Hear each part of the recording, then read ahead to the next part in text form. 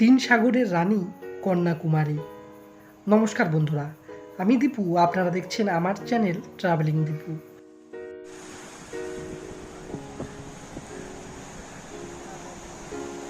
আজ আমি আপনাদের ঘুরিয়ে দেখাবো দক্ষিণ ভারতের শেষতম বিন্দু, যেখানে মহামিলন ঘটেছে তিন মহাসাগরের। সেই মহামিলন ক্ষেত্র কন্যাকুমারী আজ আমি আপনাদের ঘুরিয়ে দেখাবো, যেখানে স্বামী বিবেকানন্দ সারা ভারত ভ্রমণের পর এসে 3 দিন ধরে ধ্যান করেছিলেন। এছাড়াও থাকছে কন্যাকুমারী মায়ের মন্দির সহ অসংখ্য জায়গা। কন্যাকুমারী কিভাবে আসবেন, কি দেখবেন, কত খরচ, সম্পূর্ণ তথ্য। ভিডিওটি প্রথম থেকে অবশ্যই শেষ পর্যন্ত দেখুন। যদি কোনো প্রশ্ন থাকে কমেন্ট বক্সে জানাতে পারেন। ধন্যবাদ। তো চলুন শুরু করা যাক কন্যাকুমারী ভ্রমণ গাইড।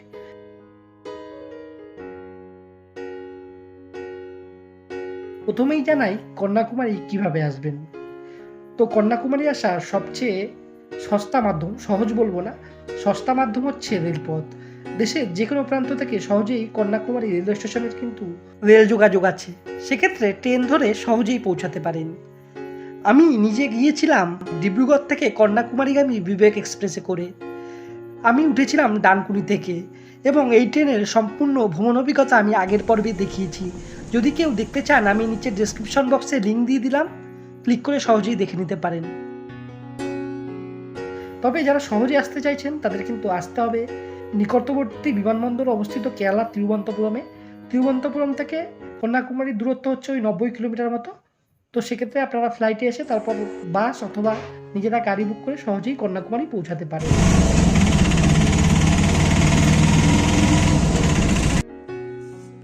কন্যাকুমারী রেলওয়ে স্টেশন থেকে একটি অটো নিয়ে খুব সহজেই আমরা পৌঁছে গিয়েছিলাম কন্যাকুমারীর ভারত সেবাশ্রমে। কন্যাকুমারী রেলওয়ে স্টেশন থেকে কন্যাকুমারী ভারত সেবাশ্রমের দূরত্ব মাত্র 1 কিলোমিটার। কন্যাকুমারীতে এসে যারা একটু কম খরচে থাকতে চাইছেন তারা কিন্তু কন্যাকুমারী ভারত সেবাশ্রমে থাকতেই পারেন, কারণ কিন্তু এর লোকেশনটা খুবই ভালো। এখান থেকে স্টেশন যেমন 1 কিলোমিটার দূরত্বে অবস্থিত, তেমনি কন্যাকুমারী মায়ের মন্দির সহ বিবেকানন্দ রক মেমোরিয়াল কিন্তু ওই 500 থেকে 600 মিটার পায়ে হাঁটা পথ। সেক্ষেত্রে লোকেশনটা বেশ ভালো এবং ভাড়াও অনেকটা কম। এবং এখানে কিন্তু খাওয়া দাওয়ারও ব্যবস্থা আছে, একদম বাঙালি খাবার আপনারা এই ভারত সেবাশ্রমে পেয়ে যাবেন। এই ছিল আমাদের রুমটি দেখতে পাচ্ছেন, খুব বেশি বড় নয়, তবে 2 থেকে 3 জন ভালোভাবে থাকা যায়। এই রুমের ভাড়া পড়েছিল আমাদের জন্য দিন প্রতি 500 টাকা। এই ভারত সেবাশ্রমের check in check out time কিন্তু সকাল 8টা, তবে কন্যাকুমারীর বেশিরভাগ হোটেলে কিন্তু check in check out time 24 ঘন্টা। তবে যারা 24 ঘন্টার জন্য নিতে চাইছেন সেক্ষেত্রে কিন্তু আপনারা হোটেলে থাকতে পারেন। আর যদি আপনারা বাঙালি পরিবেশে থাকতে চান এবং বাঙালি খাওয়া দাওয়ার খেতে চান সেক্ষেত্রে ভারত সেবাশ্রমে থাকতে পারেন। এখানে খাওয়ার জন্য কুপনের খরচ হচ্ছে মিল প্রতি 125 টাকা। দক্ষিণ ভারতে এসেছি, তো ব্রেকফাস্টের জন্য সকালে কিন্তু দক্ষিণ ভারতীয় খাবার দিয়েই ব্রেকফাস্টটা করলাম, ইডলি ও ধোসা দিয়ে। সকাল সকাল ব্রেকফাস্ট সেরে আমরা বেরিয়ে পড়লাম কন্যাকুমারী এক্সপ্লোর করতে।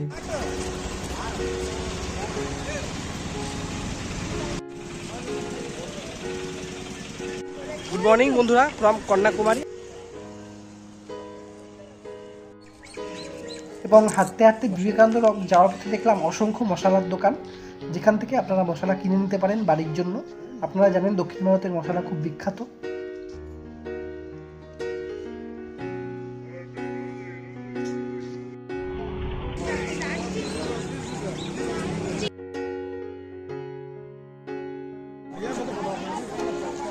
কন্যাকুমারী ভারত সেবাশ্রম থেকে পায়ে হাঁটতে হাঁটতেই আমরা চলে আসলাম সানরাইজ পয়েন্টে, যেখান থেকে সকালবেলার সূর্যোদয় খুব সুন্দরভাবে দেখা যায়। সাথে বিবেকানন্দ রক মেমোরিয়ালের খুব সুন্দর ভিউ আপনারা দেখতে পাচ্ছেন বন্ধুরা।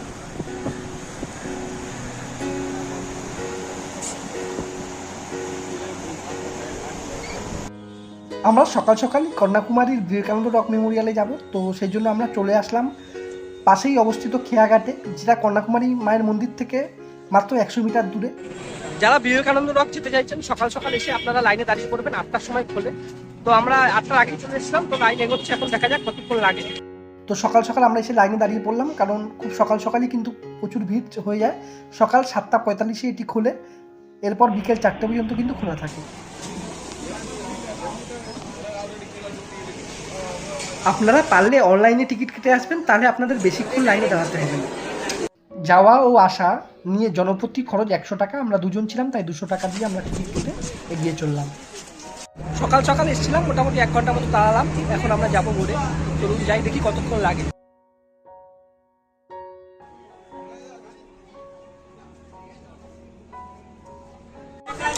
করেছি এখন বোর্ডে, তো চলুন যাই দেখি।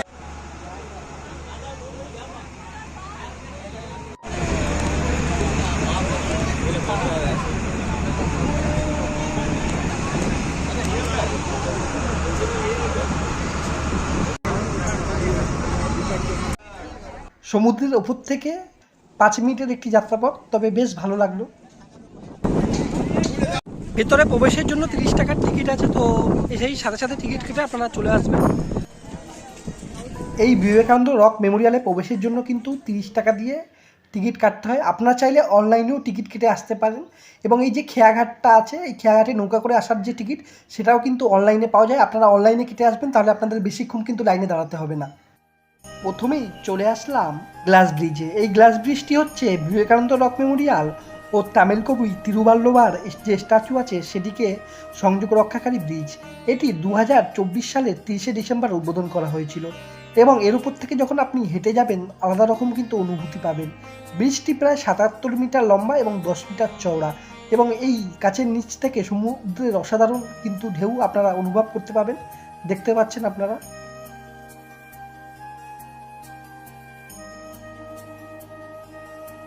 এই মুহূর্তে আমরা চলে এসেছি কন্যাকুমারী বিবেকানন্দ রকে, এবং রকের পাশেই একটি কাচের ব্রিজ আছে।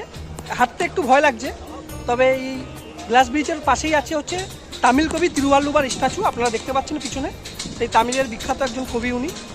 সামনে যে এই মূর্তিটি দেখতে পাচ্ছেন, এটি হচ্ছে তামিল কবি তিরুবাল্লুবারের প্রায় 133 ফুট উঁচু মূর্তি। মূল মূর্তির উচ্চতা হচ্ছে প্রায় 95 ফুট, বাকি 38 ফুট এই বেদির উচ্চতা। এবং এটি কিন্তু প্রায় 10 বছর ধরে নির্মাণ করা হয়েছিল, সম্পূর্ণ গ্রানাইট পাথরে তৈরি, এবং এর ওপর থেকে কিন্তু পুরো কন্যাকুমারী শহরের অসাধারণ একটা ভিউ আপনারা দেখতে পাবেন।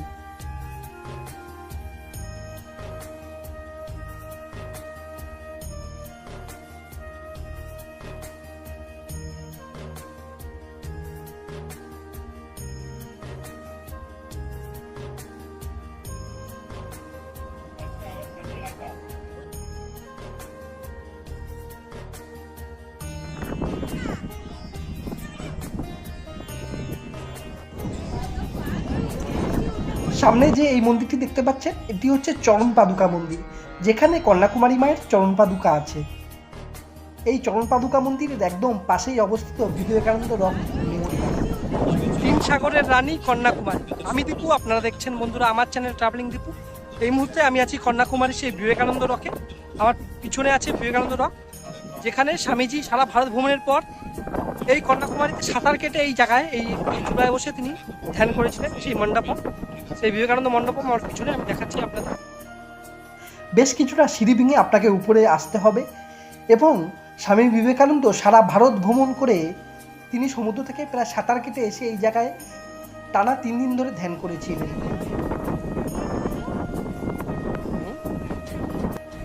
3 সাগরের রানী কন্যাকুমারী। আমি আপনাদের দেখাচ্ছি 3টে সাগর।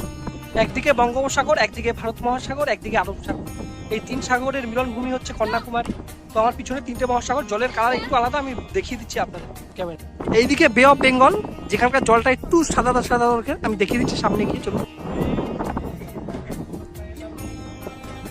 এটা হচ্ছে বঙ্গোপসাগর। জলটা একটু দেখুন, একটু হলদে টাইপের, সাদা সাদা।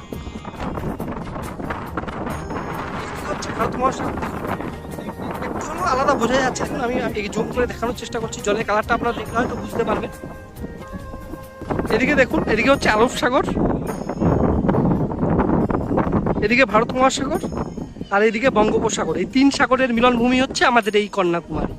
কন্যাকুমারী বিবেকানন্দ রক মেমোরিয়ালের নিচেই একটি খুব সুন্দর লাইব্রেরি আছে, এখান থেকে আপনারা চাইলে বই কিনে নিতে পারেন, এবং এই রক মেমোরিয়াল পুরো ঘুরে দেখতে আপনাদের ঘন্টাখানেক সময় লাগবে। তো এরপর আমরা চলে আসলাম খেয়া পার করে আবার সেই কন্যাকুমারীতে। তো এরপর আমরা যাব হচ্ছে কন্যাকুমারী মায়ের মন্দিরে।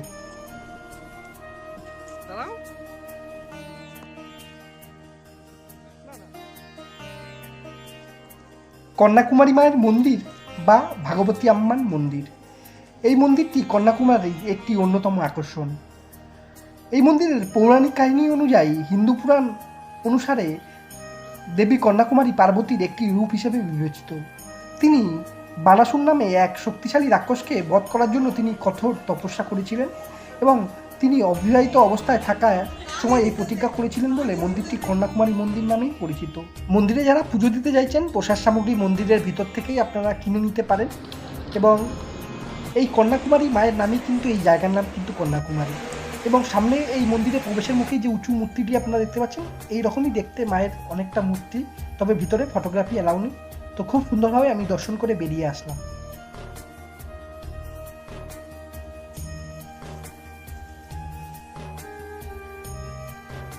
এই জায়গাগুলির দর্শন সেরে আমরা এরপর ফিরে আসলাম ভারত সেবাশ্রমে।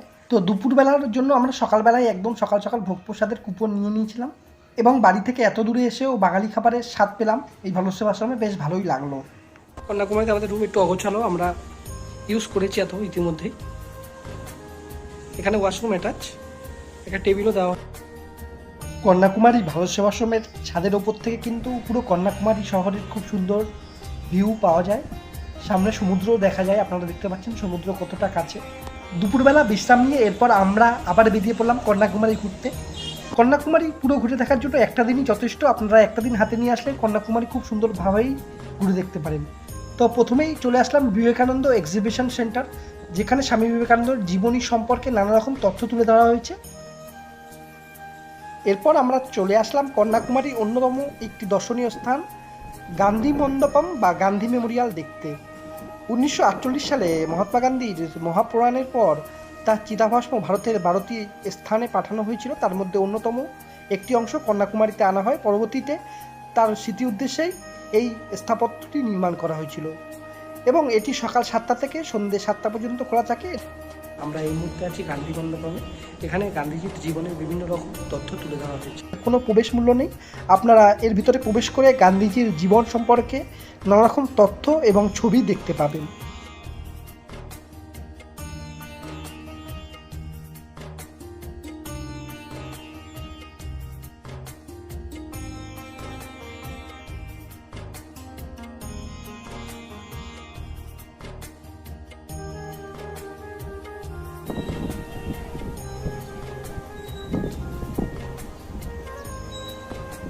চাইলে এই গান্ধী মণ্ডপমে বসেই আপনারা বিকেলে কন্যাকুমারী সূর্যাস্ত দেখতে পারেন।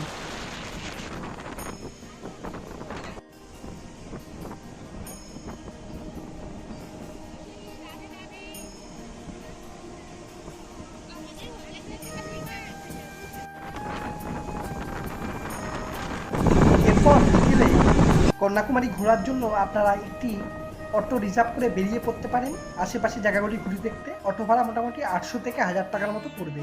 প্রথমেই চলে আসতে পারেন কন্যাকুমারীর বিখ্যাত তিরুপতি মন্দির দেখতে।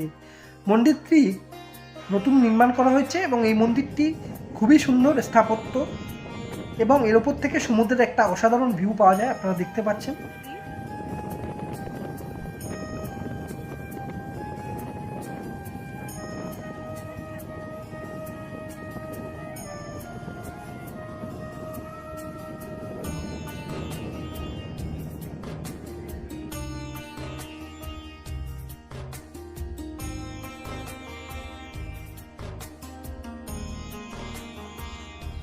এছাড়াও আপনারা আসতে পারেন কন্যাকুমারীর বিখ্যাত সাই বাবার মন্দির। এছাড়া কন্যাকুমারী থেকে 12 থেকে 13 কিলোমিটার দূরে অবস্থিত শচীন্দ্রম টেম্পল, যেখানে ব্রহ্মা বিষ্ণু ও মহেশ্বরের পুজো করা হয়। তবে মন্দিরের ভিতর ক্যামেরা নিয়ে প্রবেশ নিষেধ, তো আমি ছবি দেখিয়ে দিচ্ছি এই মন্দিরের, দেখতে পারেন। আপনারা চাইলে অবশ্যই আসবেন কন্যাকুমারী আসলে। বন্ধুরা, কেমন লাগলো আমার এই কন্যাকুমারী ভ্রমণের ভিডিও? যদি আপনাদের এই ভিডিওটি ভালো লাগে অবশ্যই বন্ধুদের মাঝে শেয়ার করুন। ভালো লাগলে সাবস্ক্রাইব করে পাশে থাকুন। এর পরের পর্বে আমি আপনাদের দেখাবো কেরল ভ্রমণ, কেরলের রাজধানী তিরুবনন্তপুরম। আমরা এসেছিলাম তিরুবনন্তপুরমে পদ্মনাভ স্বামী মন্দিরে দর্শন করতে।